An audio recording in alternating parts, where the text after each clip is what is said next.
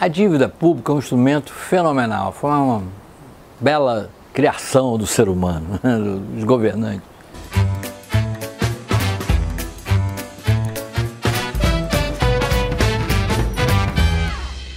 Sempre foi usada no passado para situações emergenciais, para financiamento de, por exemplo, conflitos bélicos, né, esforços de guerra, em situações realmente até de calamidade. Isso no passado. Tanto que se a gente vê nos filmes, né, o esforço de venda de títulos bônus da dívida pública para o público investidor, pessoa física, cidadãos. No Brasil a gente usa a dívida pública desde o Império, né? E sempre eram pessoas que compravam. No nosso caso, a inflação corroeu o valor dos títulos da dívida pública e por muito tempo os títulos públicos ficaram desacreditados. Depois de 1965, a criação da correção monetária, o primeiro título que a gente teve que voltou a conquistar confiança no mercado foi a RTN, Obrigações Reajustáveis do Tesouro Nacional. Inclusive o reajuste que tinha a RTN passou a ser o parâmetro usado na economia como um todo, a correção monetária. Qual é o índice de correção monetária? É o índice da ORTN, que era calculado pelo governo. Bom, eu estou falando isso porque há muitos anos, pelo menos nos últimos 50 anos, a dívida pública se tornou um instrumento de grande importância para os sistemas financeiros em geral. Ele não é só um instrumento regulador das finanças, mas também é usado pelos bancos centrais para política monetária, para controlar o volume de moeda em circulação na economia, o crédito, né, a expansão do crédito, porque o Banco Central atua no mercado comprando e vendendo títulos públicos. E quando, por exemplo, ele acha que a liquidez está muito grande no mercado, ele vende títulos públicos, né, retira dinheiro do sistema financeiro. Quando acha que é o contrário, o crédito está muito apertado, ele compra os títulos, né? Faz o contrário, ele compra, tira. E isso tem diariamente, né, os preços desses papéis oscilam exatamente por causa desses fluxos. Há muito tempo também os bancos negociavam suas reservas com base em títulos públicos, né? Então, quando transferia reserva de um banco para outro, era na base da venda ou compra de títulos públicos. Com isso se criou um enorme mercado mundial de títulos públicos. E aí é que teve o problema, porque a liquidez desses papéis é tão grande e tendo como segurança o Estado, né, um Estado quebrar, muito mais difícil do que uma empresa quebrar. Uma empresa quebra, enfim, o Estado, quando quebra, ele dá um jeito, enfim, pode dar um calote, sim, já aconteceu em muitos casos, né? E esse calote geralmente é feito da redução compulsória do valor dos títulos. Então, você te devo 100, só vou te pagar 60. Isso já aconteceu, mas é uma situação mais rara do que no caso de uma empresa. Então, de alguma maneira, os títulos públicos, eles estão assim na base da pirâmide do sistema financeiro, né? A partir daí é que se vai colocando os outros papéis.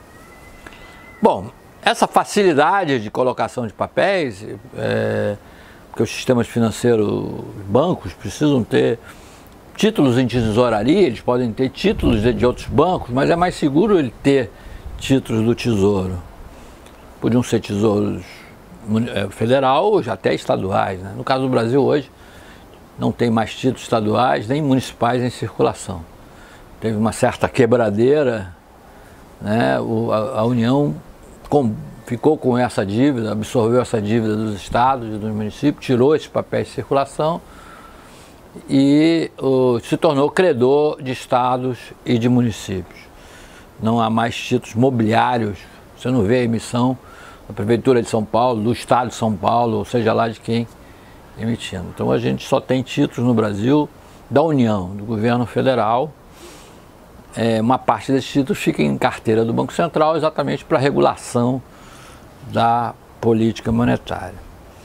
Essa facilidade fez com que a gente abusasse desse sistema, né? Porque antes, se você tinha um desequilíbrio nas contas públicas, o governo podia emitir moeda, emitir dinheiro.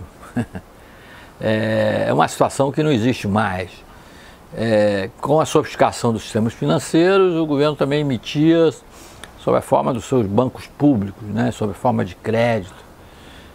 Situação que também foi corrigida, especialmente depois do Plano Real, no caso do Brasil.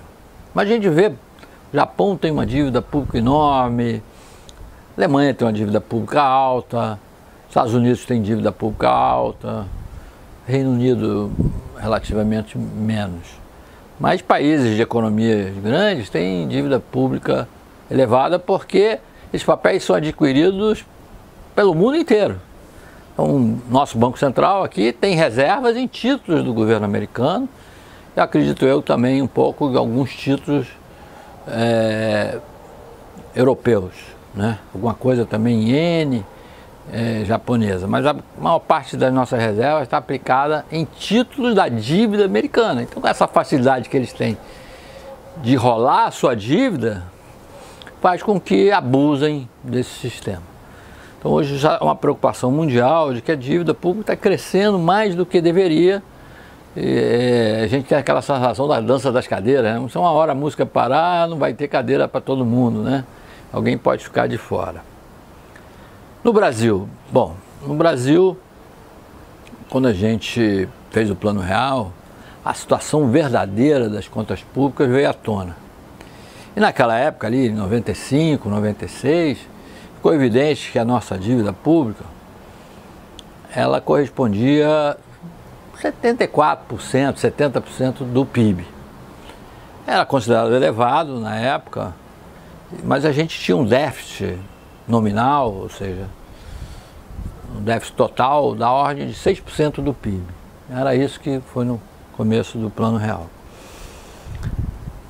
Esse grau de desequilíbrio é que provocou uma primeira crise do real, né? E naquela época a gente já tem um problema a mais, a gente tinha um desequilíbrio também nas contas externas, era o chamado déficit gêmeo, um puxava o outro, e isso deixava a economia brasileira em uma situação de muita vulnerabilidade. Então, no final da década de 1990, o início, virada do milênio, foi muito difícil para a economia brasileira em função desses dois déficits que nos atormentavam, faziam que o câmbio nosso se desvalorizasse muito. Enfim. Fizemos um acordo com a FMI e passamos a gerar superávit primários nas contas públicas para diminuir esse déficit e as coisas foram se acertando.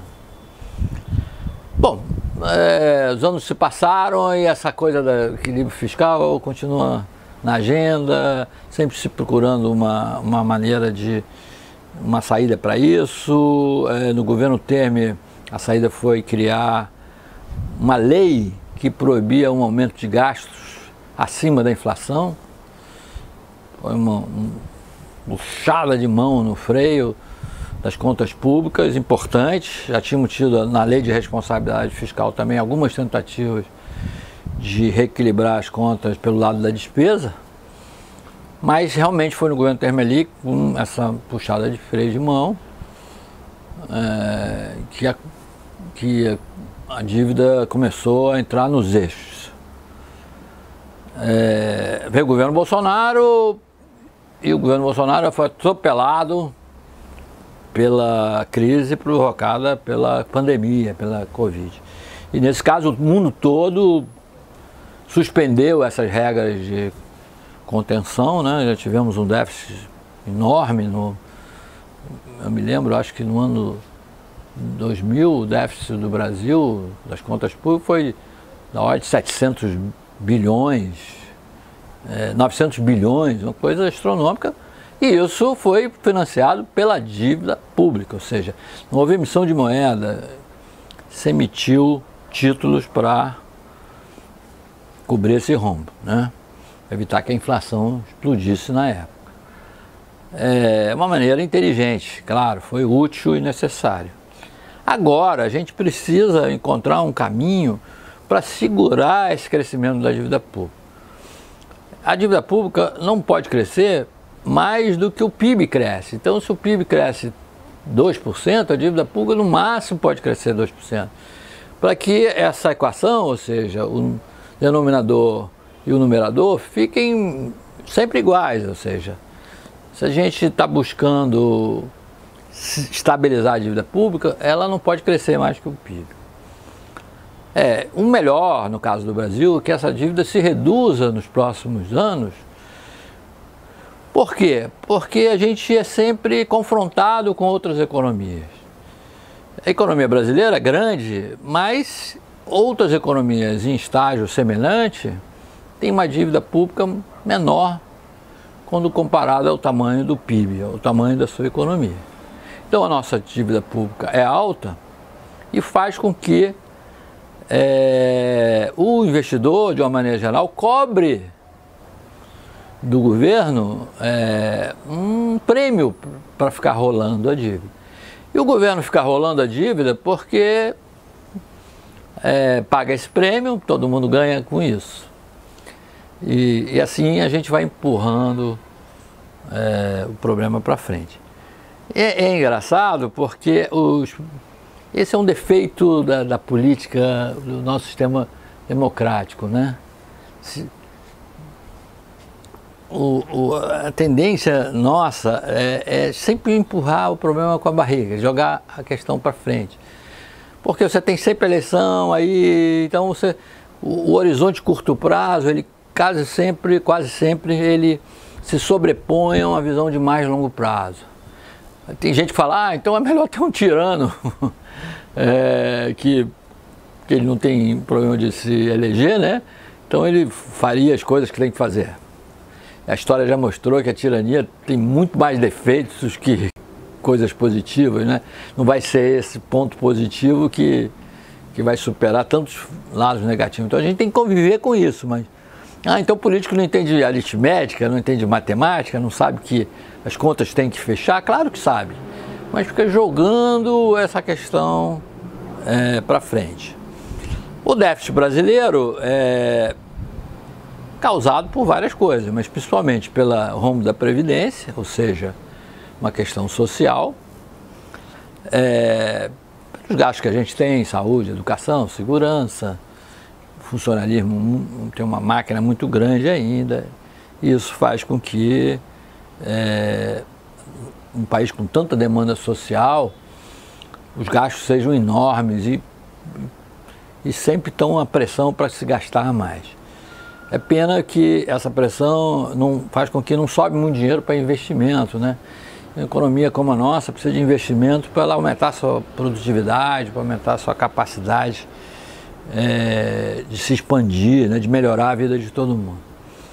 Bom, aí o que acontece? Não sobra dinheiro no caixa, todo o dinheiro que sobra lá é absorvido pelas despesas e, ao contrário, fica faltando alguma coisa. Como é que você cobre isso?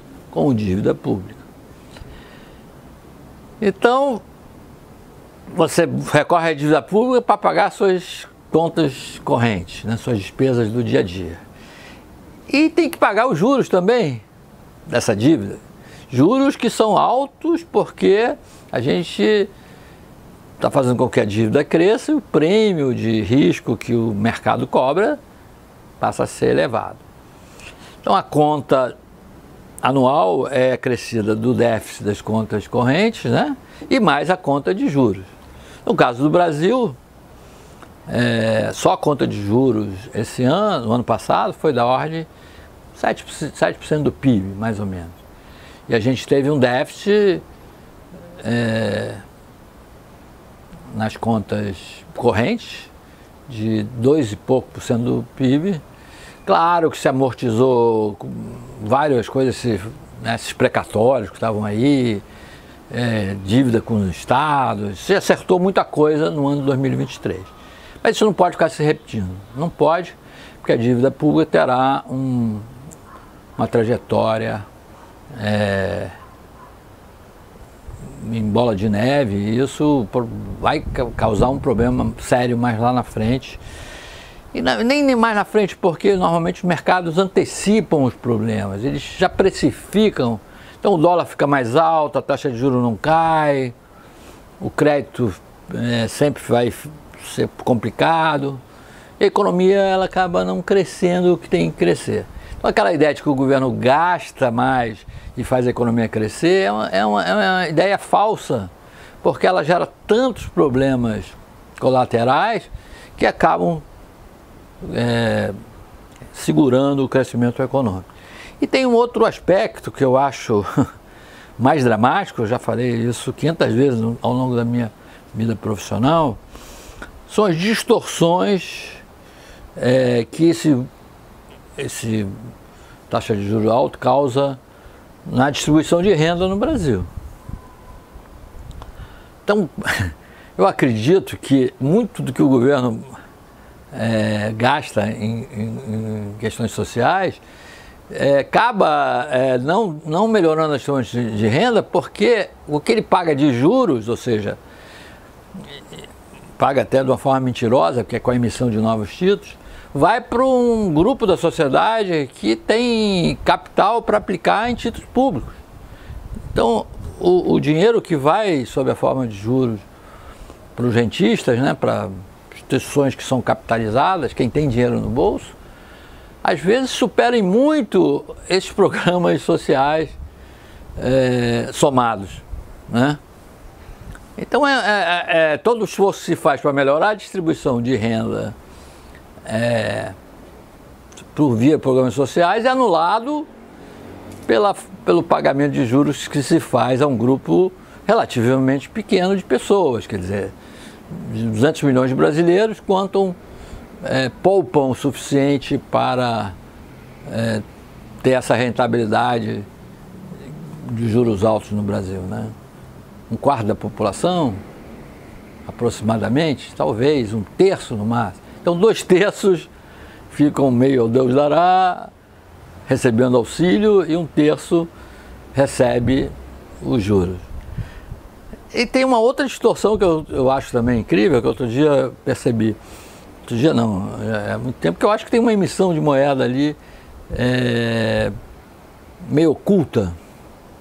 Mas não, por que se a gente não emite mais moeda, dinheiro, por que a gente tem essa pressão inflacionária?